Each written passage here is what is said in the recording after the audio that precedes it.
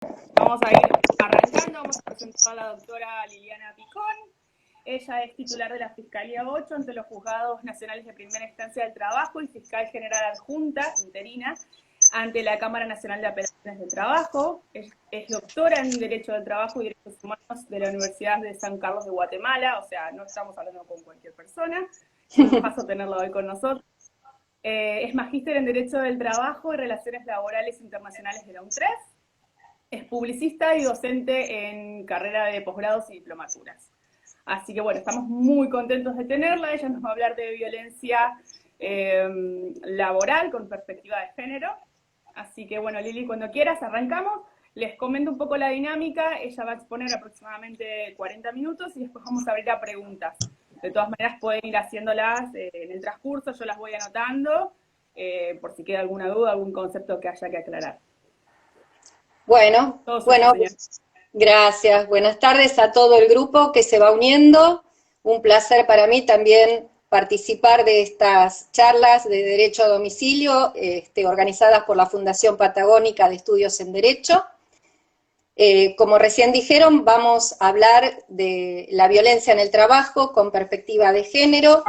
Vamos a tratar de ver el marco jurídico con el cual debemos analizar estas cuestiones, ver las herramientas con las que pueden contar las mujeres frente a las situaciones de violencia en el trabajo, y también cuál ha sido la respuesta tanto desde el Ministerio Público Fiscal que integro, como también desde la justicia laboral, en algunos casos interesantes que se han planteado y que en alguno de ellos he tenido la oportunidad de participar como fiscal.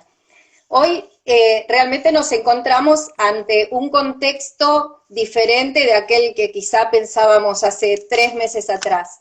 Las realidades laborales han mutado. Hoy nos encontramos con trabajadoras que se encuentran prestando servicios activamente en el trabajo porque sus lugares de trabajo han sido declarados esenciales o de excepción.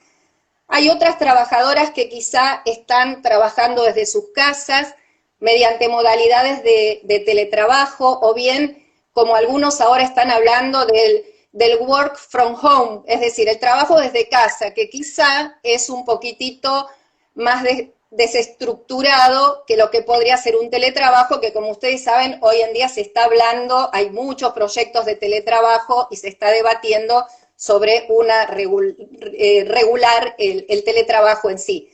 Nosotros en general estamos trabajando desde casa, ¿sí? Inclusive hasta yo misma tuve que empezar a aprender a trabajar con un escritorio remoto, a cargar VPN y a tratar de brindar mis servicios del Ministerio Público, pero en forma remota desde casa. Todo esto como fruto del aislamiento social preventivo y obligatorio que se ha dispuesto. Entonces, esta violencia laboral vamos viendo que puede ir adquiriendo distintas expresiones en este contexto, porque en muchas ocasiones, y en la gran mayoría de los casos, los empleadores van a estar vinculados con las trabajadoras, en general con los trabajadores, pero vamos a tratar de encauzar el tema por el lado de la mujer, y van a estar remotamente vinculados con sus empleadores. Pero de cualquier manera esto no va a hacer que se mitigue o que pueda soslayarse una posibilidad de hostigamiento laboral.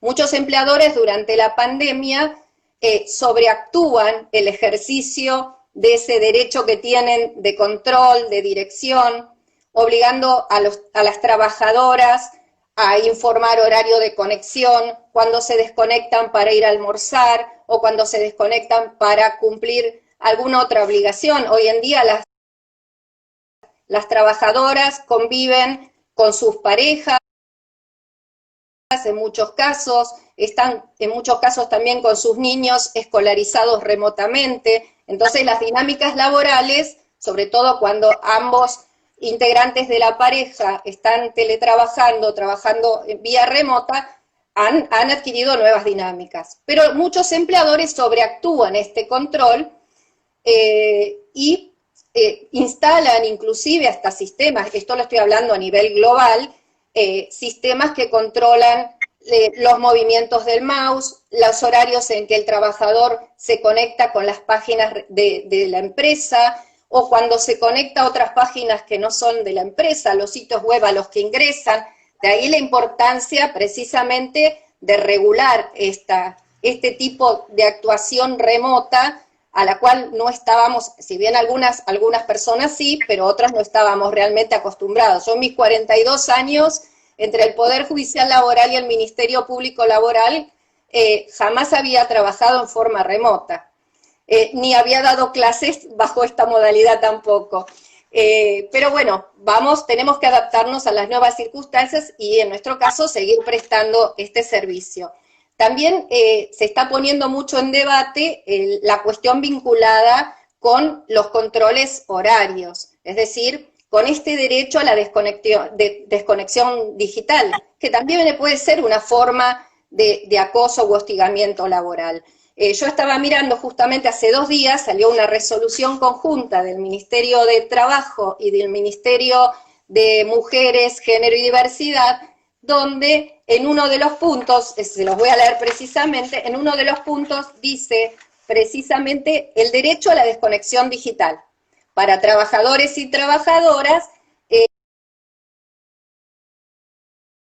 ya sean que tenga trabajo parcial o trabajo completo, y ese derecho a desconexión, ya sea que cumpla trabajo parcial o totalmente en línea, porque puede ser que durante algún tiempo del día el trabajador no esté en línea, pero ya estamos viendo que, esto es reciente, de hace 2 días, estamos viendo que hay como una perspectiva sobre las nuevas realidades laborales.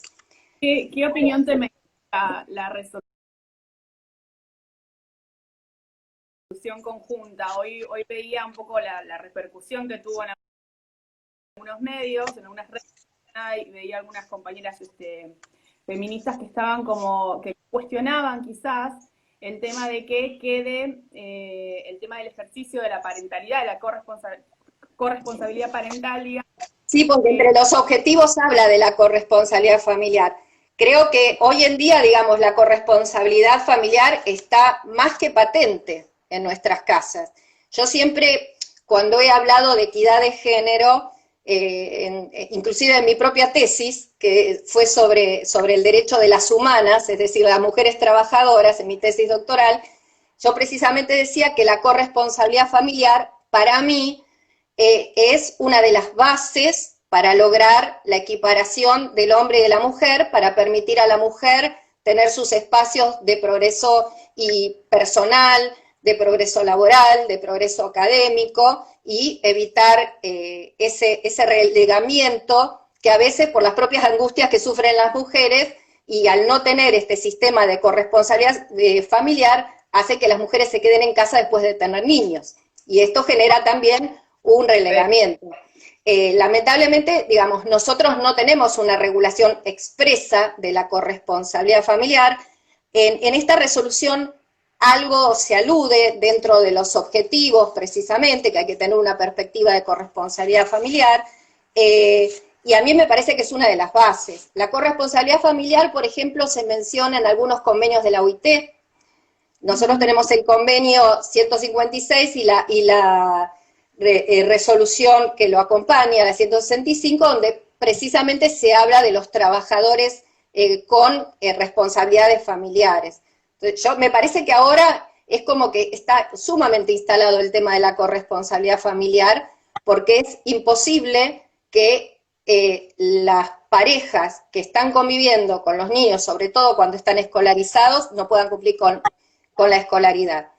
Es muy difícil. Bueno, en mi caso, si no hubiera habido corresponsabilidad familiar, yo no sería fiscal, no estaría, ¿de acuerdo? Bueno, esto es algo muy doméstico, pero hace al tema. El día que decidí concursar para ser fiscal, los concursos ustedes saben que lleva mucho tiempo y lleva mucha dedicación, mucha preparación, y me acuerdo que mi hija, que debe estar viéndome, era chica, entonces yo senté a mi familia, a mi compañero de vida desde hace muchos años, mi esposo, y a mi hija, y les dije, bueno, quiero emprender esto, pero necesito el acompañamiento familiar. Y necesito esta corresponsabilidad familiar porque yo voy a dedicar muchas horas a prepararme para este concurso. Y bueno, gracias a esta corresponsabilidad familiar que instalé en mi casa, porque uno no solamente tiene que hablar, sino que lo tiene que llevar a los hechos, logré logré transitar toda esa etapa de concurso y hace 12 años que soy fiscal. Así que me parece que la corresponsabilidad familiar es algo fundamental para lograr la equidad, porque es inevitable que una mujer, ustedes fíjense que los países que están mejor ubicados en los rankings de género, los países nórdicos, son países que tienen muy marcado y muy regulado el régimen de la corresponsabilidad familiar, licencias parentales. Nosotros no tenemos reguladas las licencias parentales, ¿sí? Que sería magnífico. Yo siempre digo, algún día quizá cuando tenga tiempo voy a preparar algún proyecto de licencia parental. Me parece que es fundamental, porque yo que fui una mamá que dejé a mi hija de 2 meses y medio en una guardería para volver a trabajar, padecí las angustias, padecí. Y hay mamás que, bueno, yo en mi caso tenía una carrera además de un trabajo, pero hay mamás que no pueden manejar estas situaciones y se quedan en casa, y ahí empieza el relegamiento, ¿sí? El relegamiento laboral, el relegamiento personal, de estudios, ¿sí? Así que para mí la corresponsabilidad familiar es fundamental. Comprender, digamos, cómo llegamos a entender cómo la mujer puede transitar este camino para desactivar las situaciones de violencia. Cuando yo hablo de mujer, estoy hablando de mujer como género. Aclaro esto, es decir, no estoy hablando de la diferencia biológica de sexos, sino como mujer, ya sea mujer desde lo biológico o mujer como género autopercibido. Quedó esto aclarado para que todos se sientan comprendidos en lo que estoy diciendo. En realidad, analizar la evolución del trabajo de las mujeres y su rol en la sociedad va a permitir comprender la vulnerabilidad en la que hoy se encuentran y por qué aún hoy nosotros las consideramos como integrantes de las llamadas categorías sospechosas, que imponen como un test de mayor control cuando el acto que queremos desactivar, discriminatorio, de maltrato, recae sobre ellas. Ahora, el rol que la mujer ha ocupado históricamente no es fruto de lo que ella hace, sino del significado que la sociedad le ha otorgado a lo que ella hace. Porque siempre ha habido, históricamente, una división sexual del trabajo, que gracias a Dios estos últimos años estamos tratando de desactivar. Yo tuve un caso muy interesante, que fue el caso Borda contra Estado Nacional, en el que participé como fiscal, que fue el de las trabajadoras que querían manejar colectivos en el ámbito urbano, que es semejante al de Cisnero contra Taldelba de Salta. Bueno, a mí me tocó dictaminar como fiscal precisamente en ese caso. Fue un caso muy interesante, porque bueno, ahí se están rompiendo estas barreras y estos estereotipos y división sexual del trabajo. Esa división sexual obedecía obviamente a una estrategia creada por los hombres, para que además las mujeres cumplieran con ese rol asistencial y familiar en el hogar para el cual pensaban que estaban naturalmente dotadas. Todo esto habla de por qué las mujeres quedaron relegadas y por qué ahora estamos embatiendo para lograr nivelarnos en los rankings de género. Yo siempre le cuento, cuando hablo de estos temas, a mis alumnos o a quienes comparten estas charlas, hay una película muy interesante, que seguramente ustedes habrán visto, pero hay que mirarla con perspectiva de género, que es La sonrisa de Mona Lisa, de Mike Newell, la que protagonizó Julia Roberts. Bueno, ¿por qué digo de mirarla con perspectiva de género? Julia Roberts era una profesora de arte, y había sido contratada por una escuela de señoritas de alta sociedad, era como un secundario de alta sociedad, y ella pensó que se iba a encontrar con las mujeres del futuro. Eran señoritas sumamente inteligentes, muy cultas, muy estudiosas. Cuando ella preguntaba, ¿estudiaron la elección? Todas levantaban la mano, todas estudiaban, muy, muy preparadas. Y Julia Roberts pensó que se encontraba con las mujeres del futuro, porque Julia Roberts era una mujer de avanzada en su protagónico. Lamentablemente se dio cuenta, lamento para el que no vio la película, les voy a contar el final, pero lamentablemente se dio cuenta de que en realidad, en esa época, esas mujeres se estaban educando, pero para ser decorativas y cultas compañeras de sus esposos. aun cuando tenían capacidad para ser profesionales en el futuro. Entonces creo que esto es la muestra de ese paradigma y ese estereotipo de género que había en esa época. Recién, desde hace pocos años atrás, como conversábamos hace un ratito, se ha instalado un poco más este tema de la corresponsabilidad familiar, de la educación de la mujer. Yo creo que una de las bases para lograr la equidad de la mujer en el trabajo y además para lograr desactivar los actos de violencia contra la mujer es precisamente la educación. Cuando un país educa a sus niñas y a sus adolescentes, les crea un espacio de crecimiento, de maternidad responsable, y además les enseña cuáles son las herramientas legales con las que cuenta para lograr desactivar estos actos de violencia, porque hay muchas mujeres que no los desactivan porque no se animan, pero también hay muchas otras que desconocen cuáles son las herramientas que tienen para lograr desactivar estos actos de violencia. Yo estaba mirando un análisis que había hecho un acuerdo general que había hecho el Poder Judicial en Chubut, estaba leyéndolo hace un ratito, sobre la violencia de género, cómo estaba evolucionando. Y dentro de todo, por digamos las conclusiones que se arribaban, eran unas primeras conclusiones, en general las personas encuestadas, sea del género femenino, decían que conocían en realidad los mecanismos que tenían, un porcentaje bastante alto, los mecanismos que tenían para lograr desactivar situaciones de violencia, ya sea violencia intrafamiliar o podía ser violencia en cualquier otro ámbito. ¿Cuál es el plexo normativo con el que nosotros debemos analizar, ya sean los operadores del derecho? Desconozco los asistentes, si son todos abogados, quizá no lo son, quizá alguno integra el Poder Judicial, el Ministerio Público, pero yo hablo en general para que todos puedan comprender esto. ¿Cuál es el marco? ¿Por qué nosotros le ponemos tanto énfasis cuando hablamos de protección de la mujer y sobre todo de la mujer trabajadora, y ponemos tanto énfasis en la dignidad, en la igualdad, en la no discriminación? Porque la violencia que reciben las mujeres tiene una particular característica. Esto lo dijo la Corte Interamericana de Derechos Humanos hace unos años atrás, en el 2006, en un caso tristemente célebre, que es el caso del penal Miguel Castro Castro contra Perú. Este fue un caso donde las autoridades penitenciarias de Perú hicieron un ataque masivo contra los detenidos en el penal.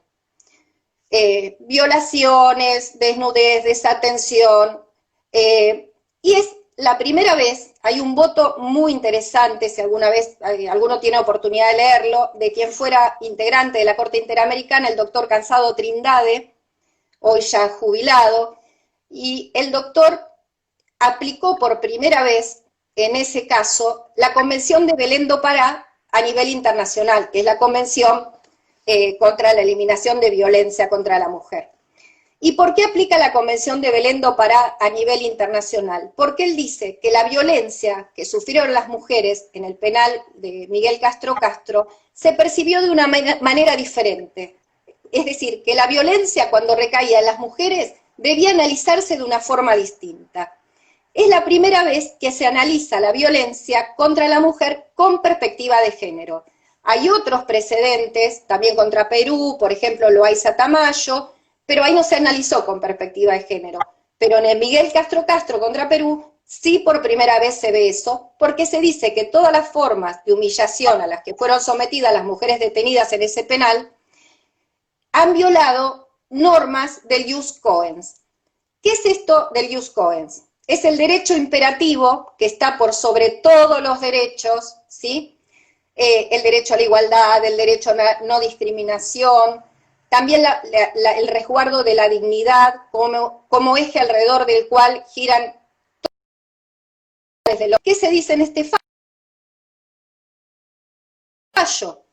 Se habla de algo que también es novedoso, que me parece que es interesante cuando tenemos cuestiones vinculadas con el género, con la maternidad, o con una mujer que quiere ser madre o tiene algún inconveniente con su maternidad, que el daño al proyecto de vida. ¿Por qué se habla en este caso del daño al proyecto de vida como fruto de la violencia contra la mujer? Porque dentro del penal había mujeres embarazadas. La mujer embarazada tiene un proyecto de vida que lo lleva en su vientre. Pero también había madres afuera del penal porque tenían sus hijas adentro. Y muchas hijas murieron. Y muchas hijas fueron vejadas o fueron abandonadas. Entonces también hubo un daño al proyecto de vida y de hecho en este caso se condena al Estado peruano precisamente, pero porque se analiza la violencia con esta perspectiva de género. En mi opinión, la Convención de Belém do Pará logra establecer una específica relación entre derechos humanos y género, estableciendo que la violación de los derechos humanos y de las libertades fundamentales limita a las mujeres en el reconocimiento, goce y ejercicio. ¿Y por qué la violencia de género también debe analizarse con esta perspectiva? Porque esta infringe a las mujeres como tales. Y así lo ha dicho la Corte Interamericana al sostener que la violencia sistemática y generalizada que sufrieron las mujeres se vinculó con un sistema social de jerarquía y subordinación entre los sexos, que esto también lo dijo la Corte Interamericana, si ustedes recuerdan el caso de Campo Algodonero, el de Ciudad Juárez, que lamentablemente se juzgaron 3 o 4 fallecimientos de mujeres nada más. Imagínense la cantidad que hay, que ni siquiera han encontrado los cuerpos de las mujeres. Pero... ¿Me vas a acordar a lo que estabas diciendo, al caso creo que intervino la Corte Penal Internacional, si mal no recuerdo, sobre las mujeres de confort, esas mujeres que fueron todo el marco de la Segunda Guerra Mundial, creo que fue, rehenes y eran violadas sistemáticamente por los soldados, digamos. Claro, bueno, es lo mismo, o sea, hay que analizar la violencia, pero con una perspectiva de género. Nosotros sabemos que a partir del año 1994 nuestro país recepta a nivel constitucional una serie de tratados internacionales de derechos humanos que son herramientas que nosotros, desde el Ministerio Público, desde la justicia y también los abogados cuando plantean estos casos, las utilizan. Estos tratados, si ustedes los leen, van a ver que tienen sus años. Sin embargo, siempre se viene diciendo que estos tratados son instrumentos vivos que acompañan la evolución de los tiempos y los cambios sociales, y de hecho, hoy, al 2020, estamos utilizando tratados y, por ejemplo, la Convención Americana, la Corte Interamericana de Derechos Humanos dice que la Convención de Derechos y Deberes del Hombre no debe analizarse con la perspectiva o a la luz de lo que se pensaba en el año 1948, sino lo que es hoy el Sistema Interamericano de Derechos Humanos. Es decir, estamos trayendo estos tratados a nuestra nueva realidad. Si ustedes leen los tratados van a ver que ni siquiera se menciona la palabra género, ni siquiera la CEDAW, la Convención de Eliminación de toda forma de discriminación contra la mujer, habla de género, habla de sexo. El convenio 190, que acaba de tener aprobación del Senado por unanimidad, yo hace poco di unas charlas en abogados laboralistas que se hizo en el marco de la futura aprobación del convenio 190. El convenio 190 ya habla de género, o sea, ya se está adaptando a las nuevas realidades. ¿Cómo hacemos para que toda esta normativa internacional baje a la tierra y baje a la relación entre los particulares? Porque podemos decir, bueno, sí, muy bien, todas estas normas hablan de derechos, habla del derecho internacional de los derechos humanos, pero ¿cómo lo aplicamos entre privados?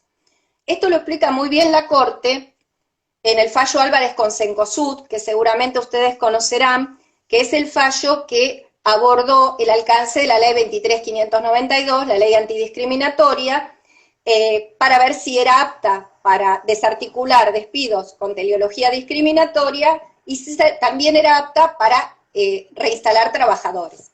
Obvio que la Corte concluyó que sí, pero en ese fallo la Corte nos explica cómo bajamos de ese derecho imperativo, de ese jus cogens, estas normas de derecho internacional de los derechos humanos a las realidades privadas. Estas normas generan obligaciones de los estados hacia los particulares. Pero hay una teoría o una doctrina alemana que se llama la doctrina del Drittwirkung o de la horizontalidad de los derechos, que precisamente dice que de la obligación positiva que nace en cabeza de los estados de respetar los derechos humanos protegidos, que existe en cabeza, por supuesto, de cada estado, se derivan relaciones entre terceros, es decir, erga omnes entre privados. Esto significa que todas estas normas vinculadas con la igualdad, con la no discriminación, con el respeto a la dignidad, que son todos temas que se vinculan precisamente con la violencia contra la mujer, pueden ser bajadas a una realidad y a un contrato individual, como podría ser un contrato laboral, ¿sí? Por eso bajamos estas normas y las utilizamos cotidianamente.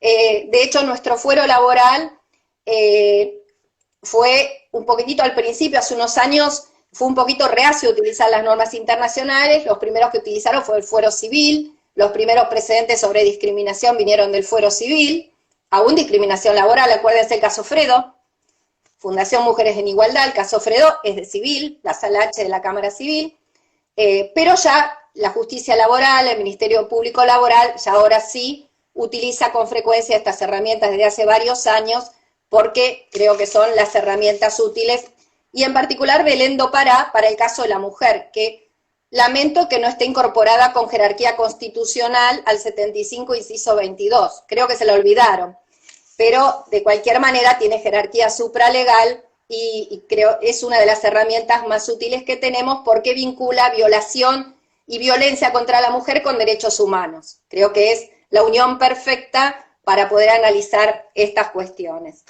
En el orden hay que seguir militándolo, pero... Bueno, yo lo sigo diciendo en todos los cursos, alguien me va a escuchar. Es mi pequeño lugar para decir lo que pienso. En el orden interno, nosotros tenemos la ley 26.485, y acá ya vamos entrando más a la violencia, vamos bajando un poquito más a la tierra.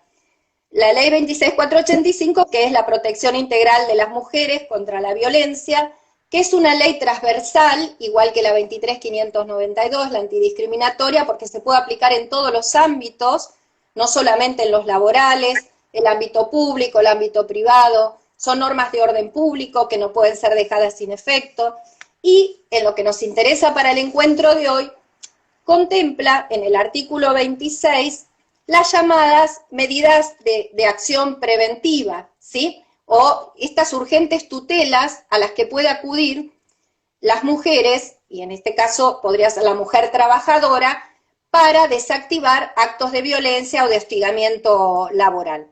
Estas están previstas en el artículo 26, la mujer puede acudir a cualquier juez o jueza, aunque no sean de su competencia. Es decir, son jueces y juezas de emergencia, aun cuando no fueren de su competencia. Después serán el juez competente en razón de la materia quien entenderá la cuestión de fondo. Pero esto sería una especie de tutela autosatisfactiva, que lo que busca es desactivar el acto de hostigamiento, lograr una prohibición de acercamiento. Yo ahora les voy a contar un caso en el que participé que precisamente utilizamos esto. Lo importante es que con una acotada prueba sumaria, si es que no hay elementos dentro de la causa, la mujer puede lograr desactivar ese acto de hostigamiento o de violencia que sufre en el trabajo. ¿Cómo llega la mujer a este lugar, a este paso judicial? La mujer llega transitando lo que Montserrat Sagot conoce como la ruta crítica. Es ese camino que la mujer va siguiendo hasta que logra pedir el auxilio en el lugar que corresponde. Esta ruta crítica es una ruta, digamos, muchas veces de análisis introspectivo, porque en general las mujeres, salvo las que son más fuertes de carácter, pero en general las mujeres buscan en sí mismas la causal del hostigamiento. ¿Cuántas veces pasa en la violencia intrafamiliar que la mujer dice, ay, pero no habré hecho algo mal en casa, no, quizá la culpable fui yo, y ellos son víctimas de violencia en la casa. Lo mismo pasa en los ámbitos laborales. Muchas veces las trabajadoras piensan, uy, no habré hecho bien el trabajo, quizá no le entendí lo que me dijo, y el hostigador continúa, ¿sí? Entonces, muchas veces las mujeres buscan en sus propias actitudes la causal de la violencia. Y esta ruta que siguen las mujeres víctimas de violencia va a involucrar un montón de operadores.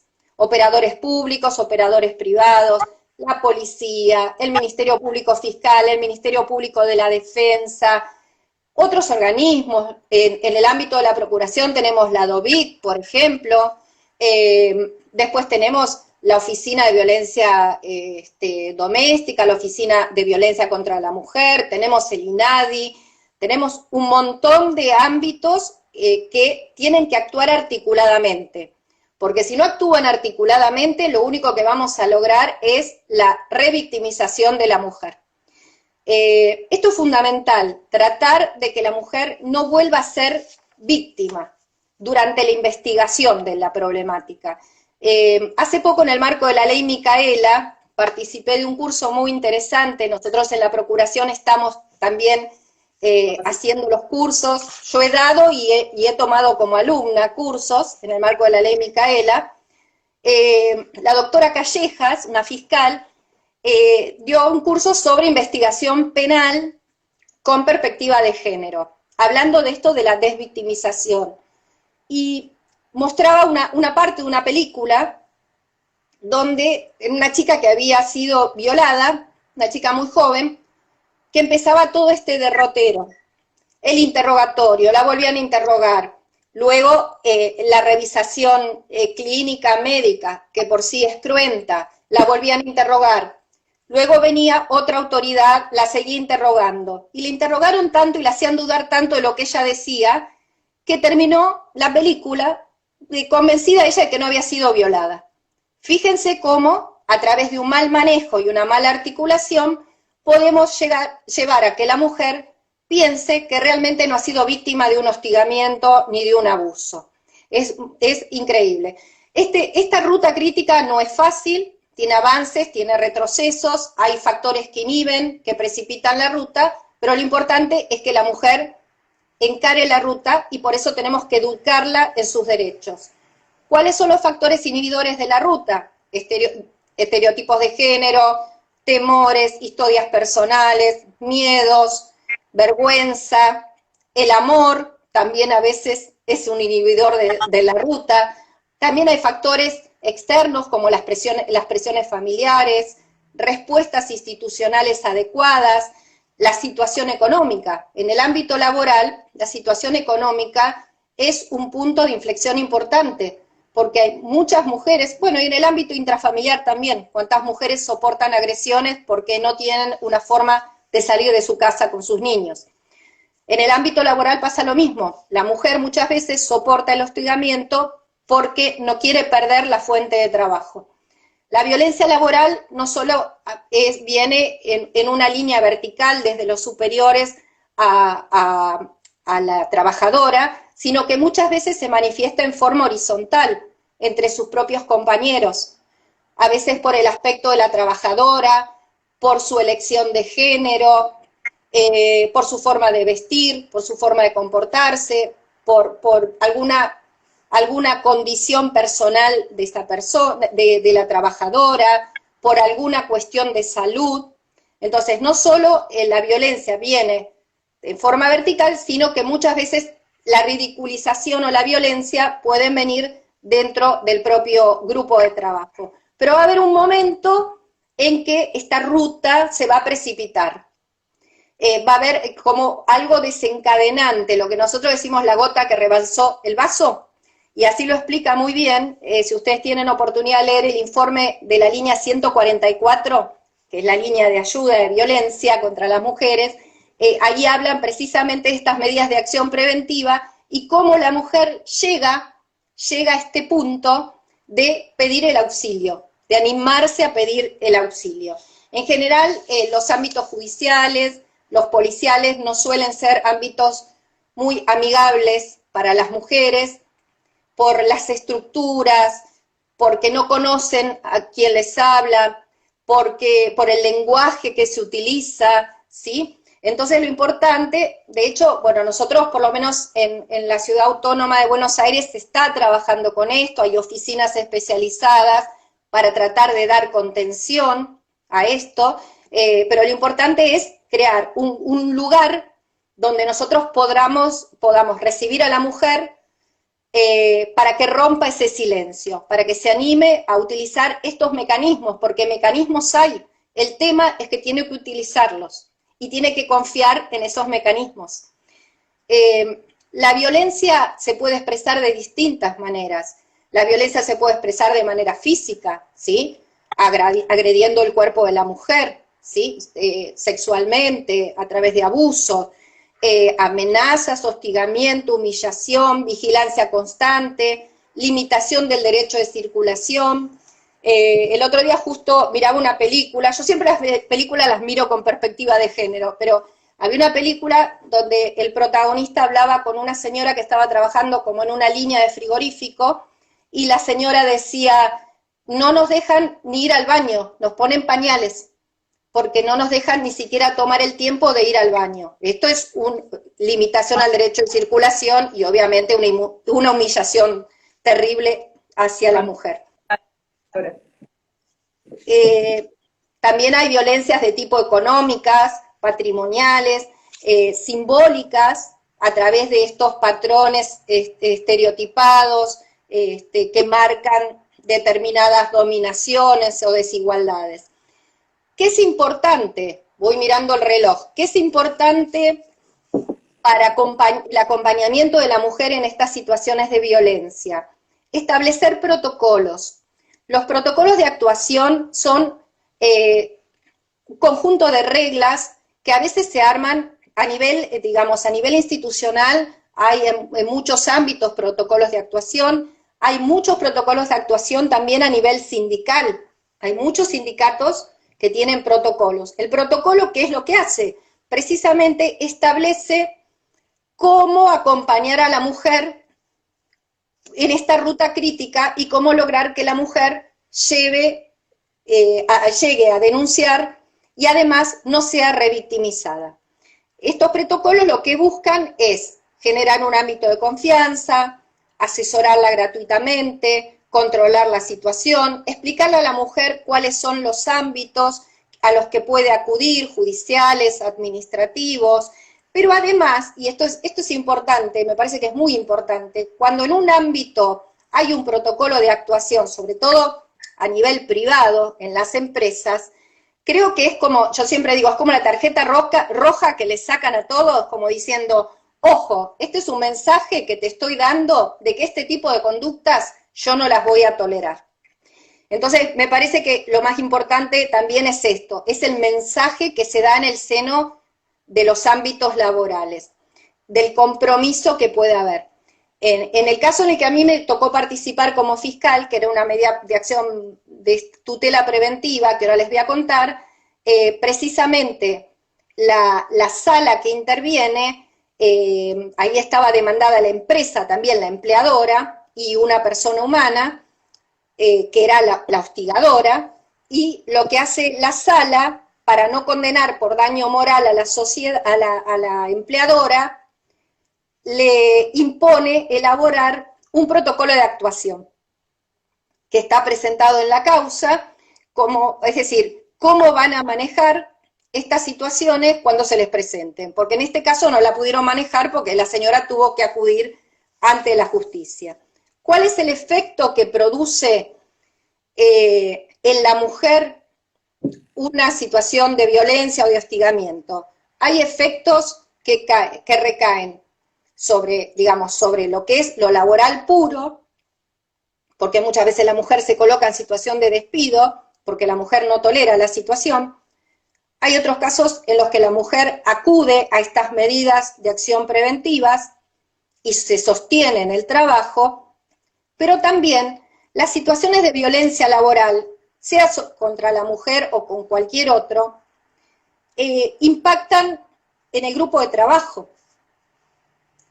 La gente no va contenta a trabajar cuando hay una situación de violencia en el trabajo, no va contenta a trabajar.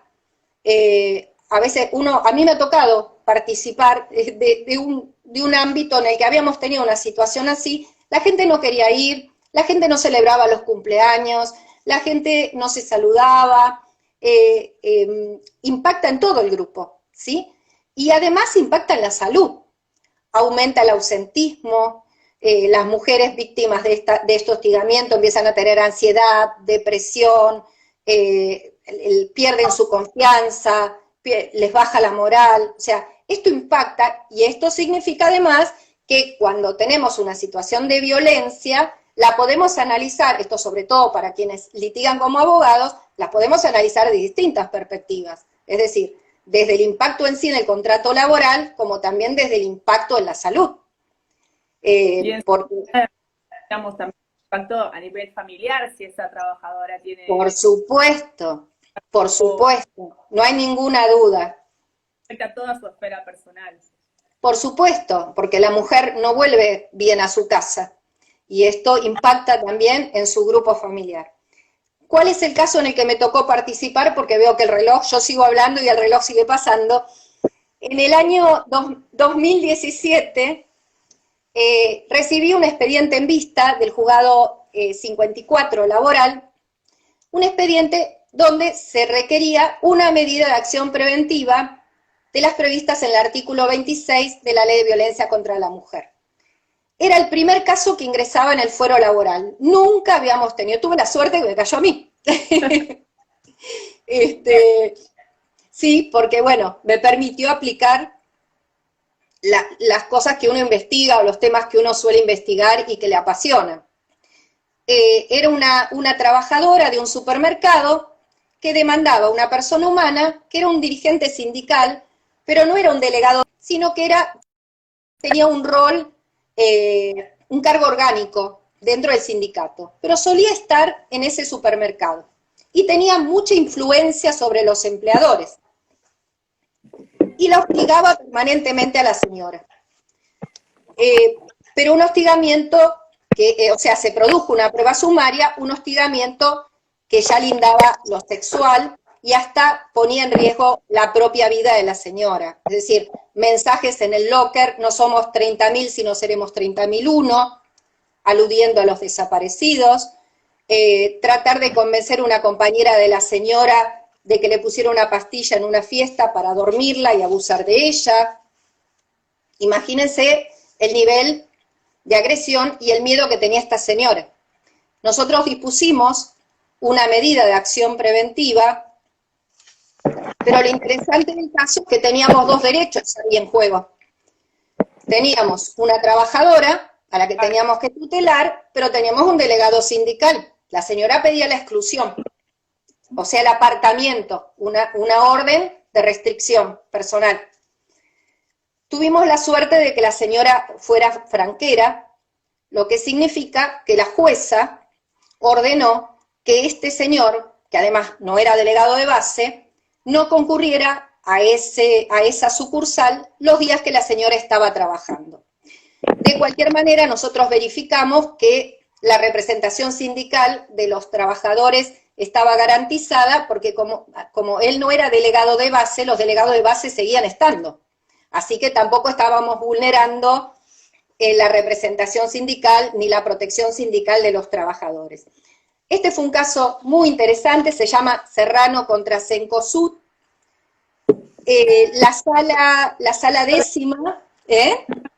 Cencosud siempre dando la nota. La sala décima confirmó esta medida con voto en mayoría y lo único que hizo la sala fue modificar en función del agravio del señor, el codemandado, porque le fijó un límite temporal.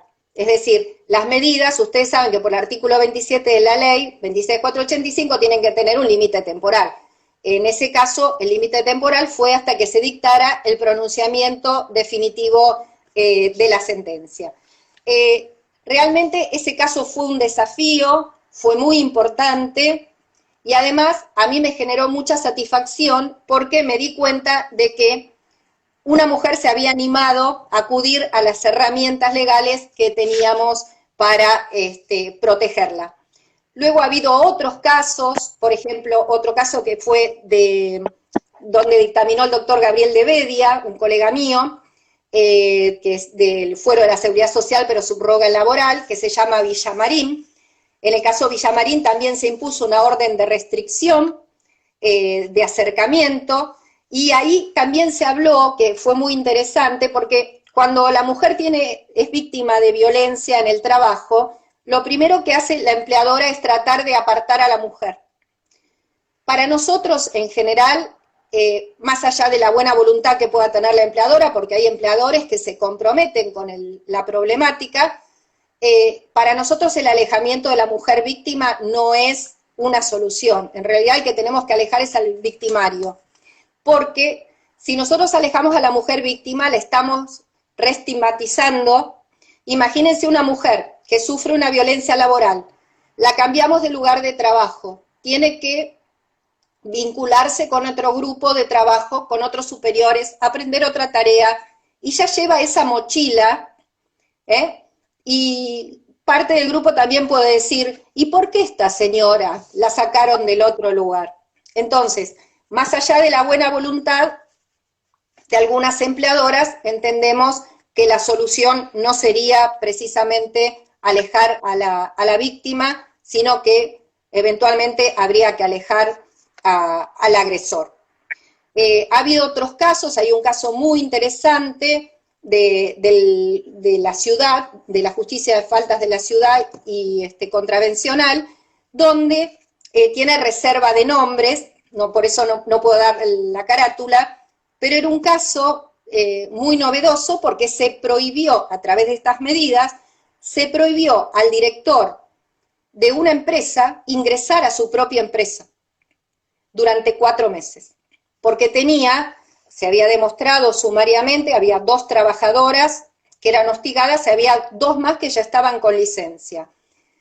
El tenor de la agresión de este señor era importantísimo, era terrible, terrible, desde el control de celulares, hasta les manifestaba que no se embarazaran, hasta les prohibía que hablaran con determinadas personas, y le prohibieron a este señor, a través de estas medidas, ingresar a su propia empresa. Así que me parece que es más que relevante. ¿Vamos bien con el horario? Sí, ya podríamos ir cerrando un poquitito. Quedan 10 minutos por si alguien quiere hacer alguna pregunta o podemos seguir. Bueno, termino una idea y si alguien más quiere preguntar algo que pudo haber quedado en el camino. Yo creo que es posible luchar contra estas desigualdades mediante la adopción de medidas proactivas para eliminar estas barreras estructurales basadas en estas premisas de superioridad e inferioridad entre los géneros en el ámbito laboral. Debemos tener en cuenta siempre que el trabajo digno es aquel que respeta los derechos de la persona humana, entre ellos los de las mujeres trabajadoras, y creo que lograr que la mujer entienda que puede requerir este tipo de protección es como el inicio de un camino, porque alguien que se siente, que resiste, siente que algo de sí queda preservado, y a partir de ese momento se transforma en una persona o en una víctima que luchó para dejar de serlo. Creo que con esto resumo cuál es la idea que tenemos para tratar de luchar contra la violencia contra la mujer. Bueno, quedo a la espera si alguien quiere plantear alguna inquietud. Vamos a ver si hay alguna pregunta. Te quiero hacer una que me surgió cuando ibas hablando, y un poco el tema de la estabilidad, de que esos tratados de la Convención, la Convención Belén Pará aún no tiene rango constitucional, hay que seguir militando por eso, pero me quedé pensando en 2 cosas. En las medidas positivas de la acción positiva del artículo 75, inciso 23, en la constitucionalización de estos tratados que protegen a la mujer en general y en el ámbito específico del trabajo. Y me quedé pensando, estamos generalmente cuando pensamos cuestiones de violencia de género en el ámbito laboral, pensamos en acciones. Bueno, ¿te tocó intervenir en algún caso donde se haya planteado, no sé la resolución del caso, pero donde al menos se haya argumentado que hubo, por omisión, en este caso del empleador, hubo un agravamiento de esa situación? Digo, no es solo, lo entiendo desde esta perspectiva, que no sería solo responsabilidad a veces por acción de una persona que ejerce violencia de género, sea horizontal o vertical con una persona de su ámbito de trabajo, sino muchas veces por la falta de prevención Por supuesto. del empleador, digamos. Bueno, o sea, en este caso, te entiendo, es situaciones en el digamos, caso Serrano, en el caso Serrano que yo les conté, estaba codemandado precisamente Cencosud. Y a Cencosud, porque Serrano ya tiene sentencia definitiva, a Cencosud se lo condenó también a que arbitrara los medios. O sea, primero se lo condenó desde lo cautelar, o sea, tuvo una imposición precautoria de que arbitrara los medios para garantizarle la seguridad a la señora. O sea, siempre, no hubo nunca un planteo concreto solo con el empleador, pero en este tipo de medidas siempre la demanda ha sido contra la persona a quien se le imputa la agresión y también contra la empleadora, porque las empleadoras consienten esas actitudes, ¿sí? En la mayoría de los casos o hacen que no la ven o no se comprometen. O muchas veces, cuando las trabajadoras se animan a denunciar, terminan despidiendo a la trabajadora y siguen sosteniendo al agresor, sobre todo si el agresor tiene un cargo jerárquico. Entonces, muchas veces eso hace también, la actitud de la propia empleadora hace desactivar la posibilidad de que la trabajadora denuncie, ¿sí? Por miedo a la pérdida de trabajo. En el caso Villamarín, que yo les contaba también, era una señora contra un banco, era una señora que tenía una situación también problemática, no solamente con un superior jerárquico, sino con otra persona que había sido su esposo, ya no lo era, pero en ese caso también se condenó a la empleadora para que arbitre los medios para dar seguridad en el trabajo. Y en el caso Serrano, como yo les conté también, se condenó al empleador a armar un protocolo para desactivar este tipo de situaciones. Así que sí, siempre, nunca ha habido una demanda pura por omisión contra una empleadora, pero sí ha habido demandas en las cuales se ha coaccionado contra el empleador por omisión, ¿sí? Porque no ha logrado desactivar la situación o solucionar la situación. A veces, en el caso hay un caso, el juzgado 41 laboral, Gallardo contra Metrovías, donde se había involucrado un poco la empleadora, pero lo que había propuesto era cambiarla de lugar a la trabajadora. Y ahí la justicia dijo, no, cambiarla no, cambiemos al agresor. De hecho, se cambió al agresor de destino, la trabajadora volvió a su lugar originario y el señor fue instalado en otro ámbito laboral. O sea, hay veces que ante el impulso que da la justicia, reacciona el empleador y soluciona la problemática, ¿sí? Pero en general viene acompañada la demanda contra el agresor y el empleador. Acá tenemos una pregunta muy interesante que dice, Pato, si puede constituir obligación de las ART la prevención de abuso y violencia contra las mujeres y qué medidas sugiere. Bueno, no sé, eso es algo que tendría que ir pensándolo. La verdad que no está previsto, salvo quizá, no hemos tenido un planteo concreto de esto, pero bueno, habrá que ir pensándolo, porque como yo les dije, la violencia contra la mujer impacta en la salud de la mujer. Y esto ocurre en el ámbito, claro, esto ocurre en el ámbito laboral. Entonces, yo creo, pensándolo así en voz alta, estoy tratando de dar una respuesta a Pato, pero me parece que en la medida que esto impacte contra la salud y ocurra en un ámbito laboral, ¿por qué no podría responder una RT por el daño a la salud que sufra esta persona, si fue en el ámbito laboral? Así que yo no encuentro obstáculo para que no acontezca. No tenemos casos puntuales con este tipo de planteos, pero bueno, siempre hay un primero. Y espero que caiga mi fiscalía. Y dice Nadia, a ver, que me estaba formando una pregunta. Yo entiendo que sí, de hecho, las CRT suelen dar muchas charlas sobre prevención en algunos casos y suelen dar sobre cuestiones de género y no discriminación. Sí, no estaría mal. Sí, no estaría mal involucrar a la CRT en las cuestiones de género, no estaría mal porque no deja de impactar en la salud de la trabajadora. Así que entiendo que no sería mal. Creo que nadie se ha puesto a reflexionar mucho sobre este tema, pero bueno, sería momento quizá de empezar a pensarlo o a plantearlo, ¿sí? Siempre hay que animarse a hacer el primer planteo. Acá también agrega Pato que la alarma de una situación de violencia podría saltar en algún control periódico también, ¿sí? Que haga la RT a los trabajadores. El tema es, bueno, que Sí. Efectivamente se lleven esos controles periódicos Bueno, sí, la RT no, nosotros por ejemplo en el ámbito de la procuración, nosotros no desde la RT, pero en el ámbito de la Procuración General de la Nación, nosotros tenemos una oficina de bienestar laboral, por ejemplo. Entonces, cuando hay problemáticas en los ámbitos laborales, ya sea a nivel vertical o inclusive horizontal, se puede acudir a esa oficina que busca tratar de componer las posiciones de las partes y si no fuera posible solucionar el conflicto, se trata de ubicar si hay un agresor, al agresor en otro lado, y si no se puede elucidar bien quién fue el agresor, se le propone a alguno de ellos ubicarlos en algún otro lugar. Así que me parece que hay algún compromiso, por lo menos nosotros desde la Procuración tenemos ámbitos para solucionar estos conflictos. Y los protocolos, como yo les decía, también son ámbitos interesantes y marcan como caminos para el compromiso para solucionar estas problemáticas.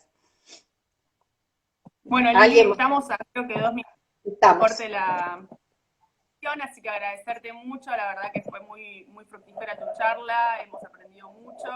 Yo me anoté los 2 casos que dijiste para ir a leerlos. Así que bueno, agradecerte mucho por el tiempo, por lo desinteresado en la ayuda para la fundación. No, al contrario. La próxima ya prometí que voy a ir en forma presencial. Amo esa ciudad. Bueno, post-pandemia, exactamente. Los esperamos el próximo martes, porque es jueves. El próximo martes va a estar disertando la doctora Nadia García, ya conocida por el público de FUNPEDER. Va a estar hablando sobre brecha de género y su impacto en la seguridad social. Así que es un tema muy interesante. Como ustedes saben, ella es especialista en Derecho del Trabajo y de la Seguridad Social. Es una más sabe sobre eso.